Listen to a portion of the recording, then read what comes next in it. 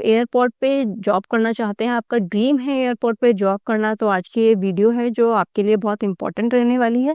तो वीडियो को बिल्कुल भी स्किप मत करना, लास्ट तक वीडियो में मेरे साथ बने रहना। तो बिना टाइम वेस्ट किए चलिए आगे बढ़ते हैं। जैसे कि आप देख सकते हैं, एयरपोर्ट अथॉरिटी ऑफ इंडिया ने आपके लिए न्यू वैकेंसीज निकाली हैं। शेड्यूल ए मिनी रत्न कैटेगरी 1 पब्लिक सेक्टर एंटरप्राइजेज। इन्होंने ये जो एयरपोर्ट अथॉरिटी ऑफ इंडिया की जो वैकेंसीज निकाली है, 900 से भी ज़्यादा वैकेंसीज हैं। जूनियर एग्जीक्यूटिव की पोस्ट पर इन्होंने ये आपके लिए वैकेंसीज निकाली हैं। और जो इन्होंने आपको यहाँ पे गेट मांगे हैं वो है 2023, 24 एंड 25 के गेट मांगा है इन्होंने आपसे। तो आज के इस वीडियो में मैं यहाँ पे सिर्फ इम्पोर्टेंट पॉइंट्स को डिस्कस करूंगी। तो चलिए आगे बढ़ते हैं। सबसे पहले हम देख लेते हैं वैकेंसीज एंड रिजर्वेशंस के बारे में। तो जो यहाँ पे नेम ऑफ पोस्ट है, साथ में नंबर ऑफ वैकेंसीज यहाँ पे इन्होंने दी हुई हैं। जूनियर एग्जीक्यूटिव की पोस्ट पे सबसे पहले आर्किटेक्ट की जो वैकेंसीज हैं वो 11 वैकेंसीज हैं टोटल, और सिविल इंजीनियर की यहाँ पे 199 वैकेंसीज है। इंजीनियरिंग इलेक्ट्रिकल के पोस्ट पर यहाँ पे 208 वैकेंसीज हैं। इलेक्ट्रॉनिक्स के लिए यहाँ पर आपके पास 527 वैकेंसीज हैं। और इंफॉर्मेशन एंड टेक्नोलॉजी की यहाँ पर आपके पास 31 वैकेंसीज हैं। यहाँ पे जो मैकेनिकल के कैंडिडेट्स हैं वो थोड़े डिसअपॉइंट रहेंगे, क्योंकि यहाँ पर उन्होंने मैकेनिकल के लिए इस बार इन्होंने वैकेंसीज अभी यहाँ पर नहीं निकाली हैं। इसके साथ में ही इन्होंने कैटेगरी वाइज भी आपको यहाँ पे वैकेंसी ब्रेकअप दिया हुआ है, वो भी आप यहाँ पे देख सकते हैं। इसके साथ में जो PWBD के कैंडिडेट्स हैं उनके लिए भी यहाँ पे इन्होंने वैकेंसीज निकाली हुई हैं। उन्होंने इन PWBD के जो कैंडिडेट्स हैं उनको 5 कैटेगरीज में रखा है, वो भी आप यहाँ पे देख सकते हैं। ठीक है। और ये जो इन्होंने जो वैकेंसीज दी हैं, ये नंबर ऑफ वैकेंसीज जो है ये टेंटेटिव वैकेंसीज है, ये फ्यूचर में इंक्रीज भी हो सकती है और डिक्रीज भी हो सकती हैं। तो आगे देखते हैं। सबसे पहले ये जो इन्होंने यहाँ पे मैंने आपको बताया, जो PWBD के कैंडिडेट्स हैं उन्होंने इनको 5 कैटेगरीज में रखा है। ये आप देख सकते हैं, category A, B, C, D and E। किस टाइप के कैंडिडेट्स को इन्होंने किस कैटेगरी में रखा है वो पूरा टेबल इन्होंने यहाँ पे आपको दिया हुआ है, तो आप यहाँ पे देख सकते हैं अपने कन्वीनियंट के अकॉर्डिंग। मैं यहाँ पे इंपॉर्टेंट पॉइंट्स को डिस्कस करने वाली हूँ, तो आगे बढ़ते हैं हम। क्वालिफिकेशन, जी हाँ, यहाँ पे कौन कौन से कैंडिडेट्स अप्लाई कर सकते हैं, क्या क्वालिफिकेशन चाहिए और क्या एक्सपीरियंस चाहिए, वो यहाँ पे हम देख लेते हैं। सबसे पहले जूनियर एग्जीक्यूटिव आर्किटेक्ट की पोस्ट पर आपके पास आर्किटेक्ट की बैचलर डिग्री होनी चाहिए। और आपका वो जो गेट ईयर है वो आपका गेट पेपर कोड है जो वो AR होना चाहिए। इसके साथ में ही जो इसका करस्पॉन्डिंग ईयर रहने वाला है, जैसे कि मैंने आपको बताया था 2023, 24 एंड 25 का यहाँ पे आपका करस्पॉन्डिंग, मतलब इनमें से तीनों में से अगर आपका कोई गेट है तो आप यहाँ पे अप्लाई कर सकते हैं। इसके बाद सिविल इंजीनियरिंग की पोस्ट पर यहाँ पर आपके पास बैचलर डिग्री होनी चाहिए इंजीनियरिंग या टेक्नोलॉजी इन सिविल में।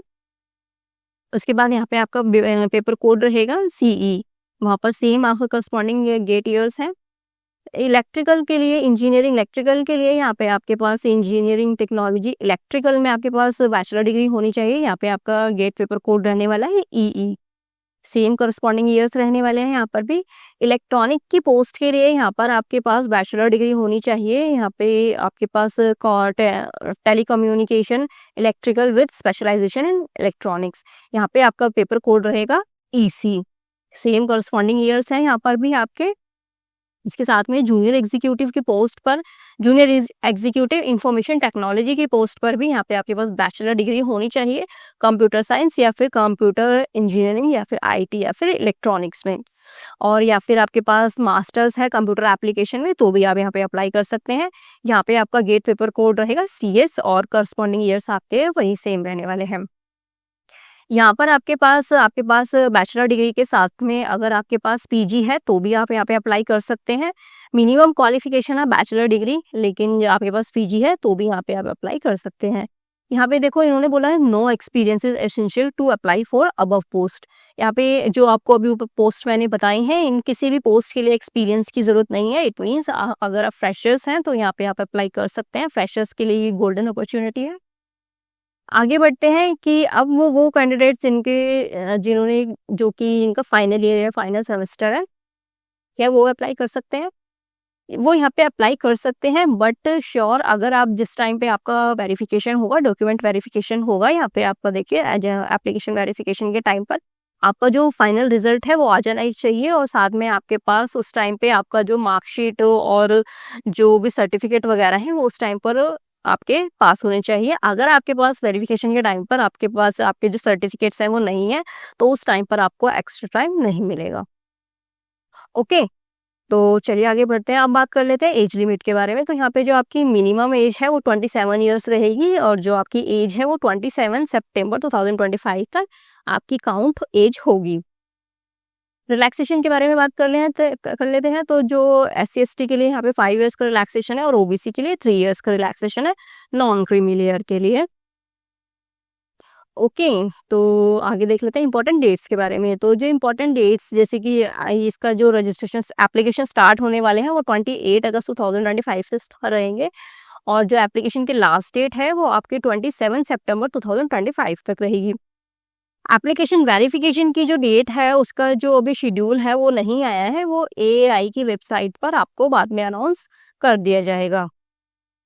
अब इसके पे स्केल के बारे में बात कर लेते हैं। तो ये जो आपकी जो पोस्ट है ये ग्रुप बी की पोस्ट रहने वाली है आपके जूनियर एग्जीक्यूटिव की। और तो यहाँ पे आपका जो पे स्केल है वो 40,000 बेसिक पे रहने वाला है, और आपका एवरी ईयर जो है वो 3% का आपका इंक्रीमेंट होगा। तो लास्ट तक आपकी जो सैलरी है वो 1,40,000 के अराउंड हो सकती है। इसके साथ में ही आपको सैलरी के साथ-साथ ये आपका जो डियर अलाउंस मतलब डियरनेस अलाउंस है, और पर्क्स वगैरह यहाँ पे HRA बेनिफिट्स वगैरह यहाँ पे सब आपको मिलेंगे। Social security schemes, medical benefits, ये सारे आपको यहाँ पर मिलेंगे। जो आपका CTC रहने वाला है वो आपका अराउंड 13 लाख अप्रॉक्सीमेट रहेगा। ओके, तो सिलेक्शन प्रोसेस जो है वो यहाँ इसमें आपका कोई भी एग्ज़ाम नहीं होगा, वो टोटल आपके गेट के स्कोर पे होगा। ओके, तो यहाँ पे जो आपके गेट हैं, गेट के स्कोर को मतलब अपने गेट के स्कोर को ही ध्यान में रखते हुए आप यहाँ पे अप्लाई करेंगे। ठीक, तो जो गेट के स्कोर हैं, अगर अब सिलेक्शन प्रोसेस की बात आते ही आपके माइंड में ये आएगा कि आपका जो गेट स्कोर है वो कितना स्कोर चाहिए होगा मीन्स, तो इसके लिए भी मैंने आपके लिए एक डाटा तैयार किया हुआ है, मैं आपको वो दिखा देती हूँ। जो मैंने ये आपके लिए जो मैंने गेट स्कोर आपके लिए दिखाया है ये 2022 एंड 24 का है, ये आपका स्कोर। तो जैसे कि आपके यहाँ पे अलग-अलग डिसिप्लिन के लिए यहाँ पे अलग-अलग कैटेगरी वाइज यहाँ पे सारे मार्क्स दिए हुए हैं आपको। जैसे कि आप देख सकते हैं 2022 के बारे में बात कर रही हूँ मैं यहाँ पे। सिविल इंजीनियरिंग की पोस्ट के लिए यहाँ पर इन्होंने जर्नल की कैटेगरी के लिए 838 मार्क्स यहाँ पे आपके थे। ये जो मार्क्स हैं आपके आउट ऑफ 1000 हैं, और OBC के लिए यहाँ पे आपका 832 था उस टाइम पे, और SC के लिए 711, ST के लिए यहाँ पर कुछ नहीं है, EWS के लिए यहाँ पे 793 था। ओके, और PWBD में जो B कैटेगरी के अंडर आते हैं उसके लिए 395 था, और जो C कैटेगरी के अंडर आए थे उनके लिए 249 था। इसी तरह इलेक्ट्रिकल इंजीनियरिंग के पोस्ट के लिए आपके पास जो जनरल कैटेगरी के थे उनके लिए 785, OBC के लिए 760, SC के लिए 664, और ST के लिए 673, और EWS के लिए 750। इसी तरह से पूरा डाटा जो है मैंने यहाँ पे आपको दिया हुआ है, आप अपने कन्वीनियंट के अकॉर्डिंग डाटा देख सकते हैं।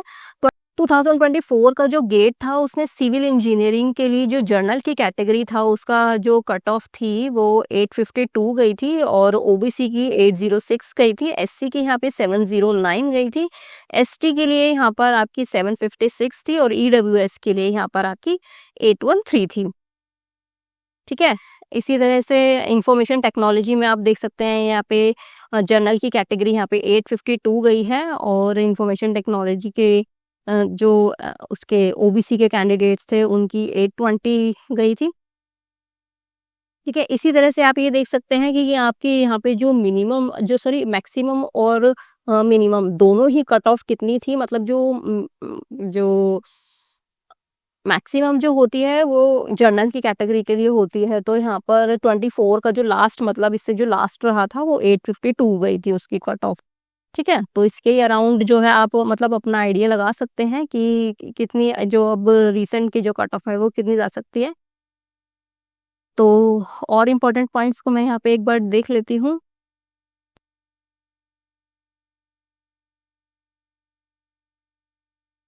अप्लाई करने के लिए, हाँ जी, अप्लाई करने के लिए आप यहाँ पर जो आपकी एएआई की जो वेबसाइट है, आप उसी पर ऑनलाइन पोर्टल जो है उसी पर आप अब यहाँ पे अप्लाई करेंगे जो आपको दिया हुआ है। अभी मतलब जो उसके रजिस्ट्रेशन स्टार्ट नहीं हुआ, एप्लीकेशन स्टार्ट नहीं हुए हैं। जैसे स्टार्ट होंगे तो मैं उसके लिए भी आपके लिए वीडियो लेकर आ जाऊँगी। अप्लाई करने के लिए जो यहाँ पे सिर्फ इंडियन कैंडिडेट्स हैं, सिर्फ वो ही अप्लाई कर सकते हैं यहाँ पर।